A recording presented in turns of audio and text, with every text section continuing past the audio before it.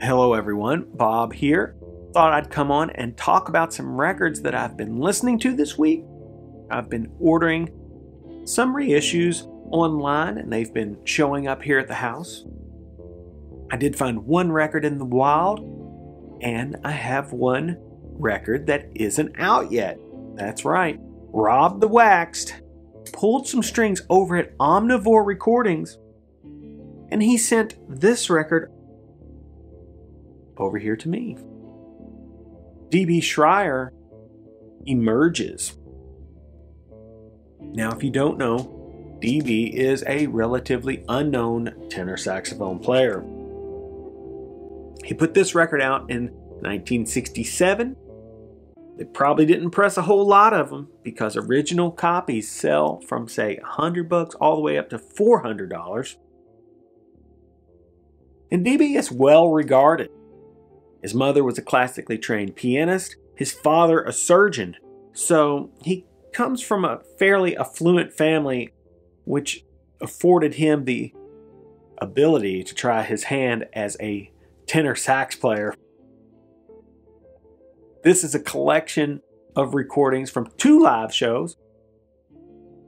One on side A, one on side B. Side A, highly archival in nature. The drums are pretty blown out, pretty distorted. But if you just put this on and drop the stylus, DB's big, fat, dark sax tone just comes bursting out almost immediately.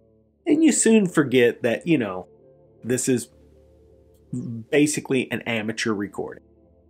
Because the playing is fantastic.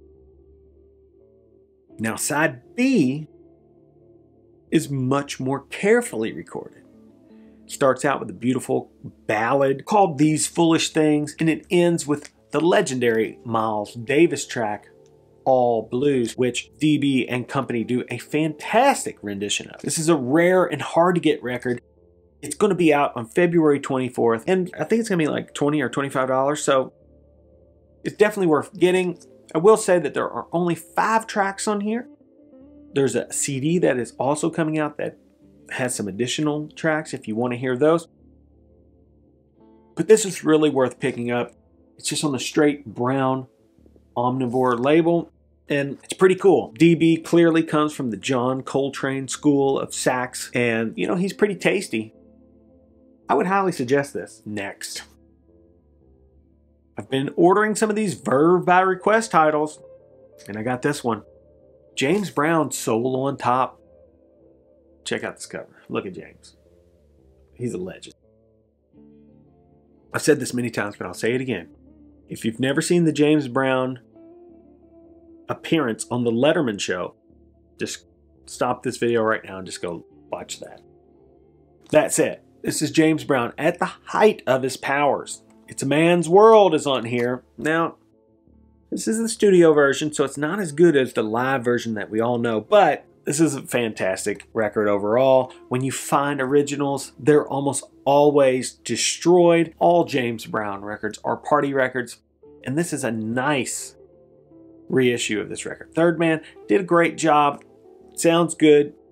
It's flat. There's not a lot of no-fill in here. It's pretty okay. The jacket is heavy cardstock. It's not tip-on or anything like that, but it's fairly nice. These records are only like $26 or something like that. So definitely worth picking up. James Brown, Soul on Top. Whew, really good.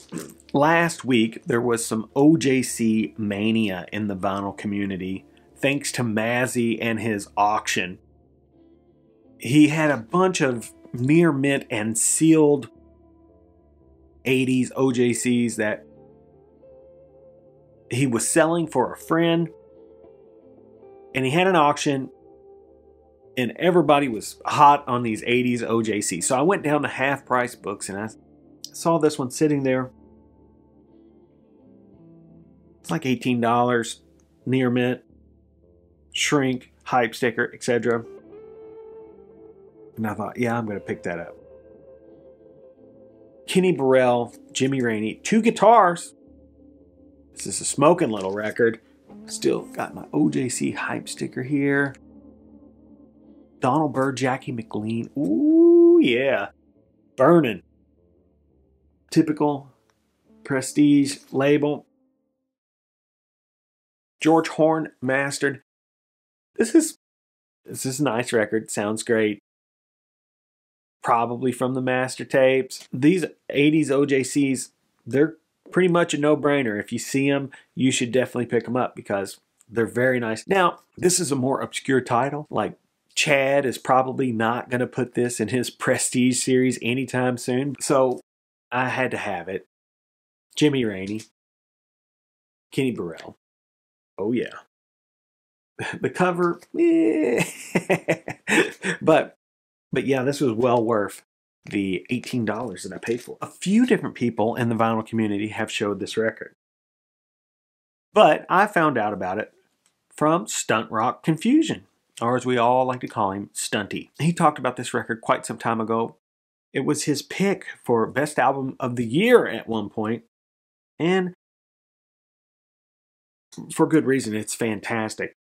The Bitchin' Bajas switched on Ra. Yeah, this is like a play on switched on Bach, right? But this is all the music of Sun Ra. It opens with Space is the Place.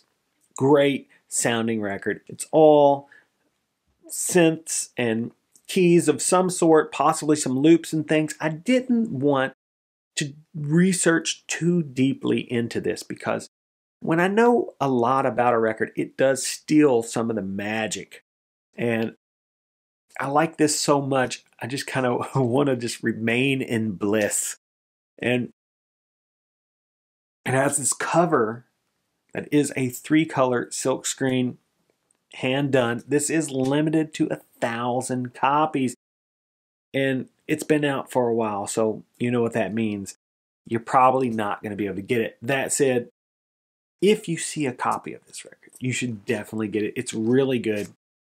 It is on that Drag City label. The Bitchin' Bajas switched on Ra. This is a great record. This is an easy record to put on the table and play from start to finish, and no one is going to complain. It's beautiful sounding. And last but not least, another record from the Verve by Request series. I've had this for quite some time, and I've been listening to it, and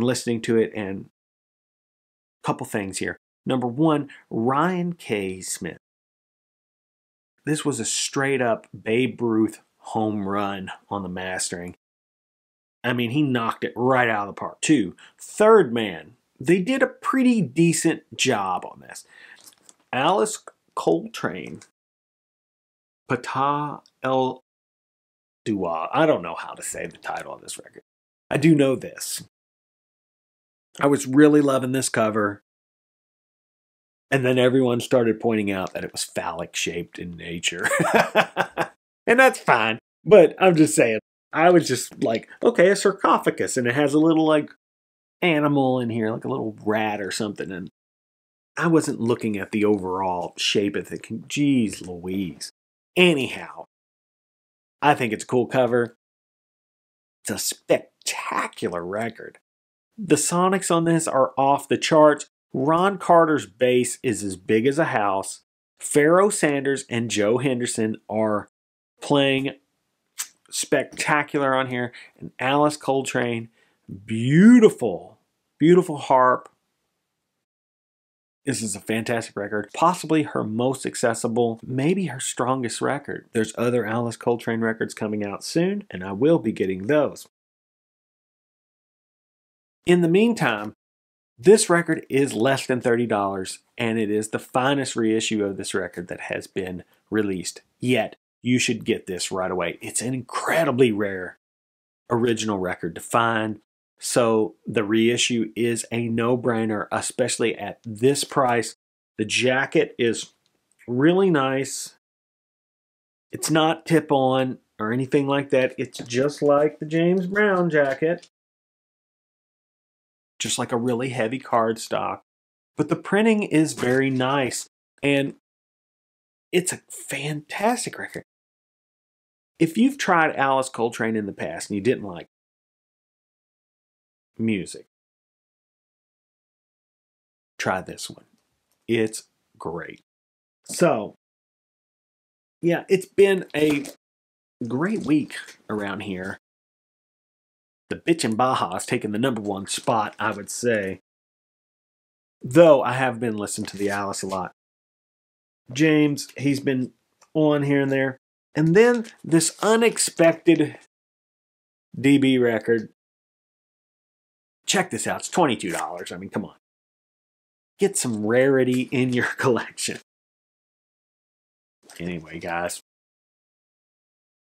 All right. Until we meet again. See you later.